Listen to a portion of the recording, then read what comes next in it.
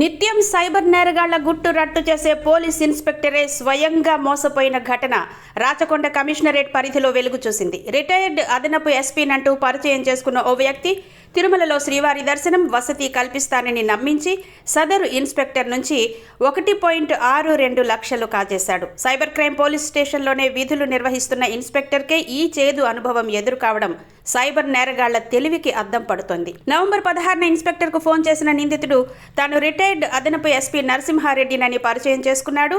తన కుమారుడు బ్యాంకు ఖాతా ఫ్రీజ్ అయిందని, దాన్ని డీఫ్రీ చేయాలని కోరుతూ ప్రతిఫలంగా తిరుమల శ్రీవారి దర్శనం కోసం ఎప్పుడు ఫోన్ చేసినా సహాయం చేస్తానని నమ్మబలికాడు.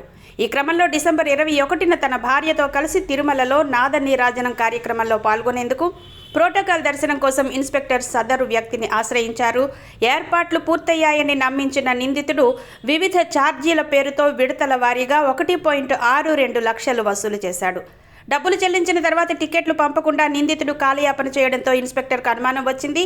తిరుమలలో పనిచేస్తున్న తన సహచర పోలీసు అధికారుల ద్వారా విచారించగా అక్కడ ఆ పేరుతో రిటైర్డ్ అధికారి ఎవరూ లేరని తేలింది. తాను సైబర్ మోసానికి గురయ్యానని గ్రహించిన inspector Rachakonda cyber crime police స్టేషన్లో ఫిర్యాదు చేశారు.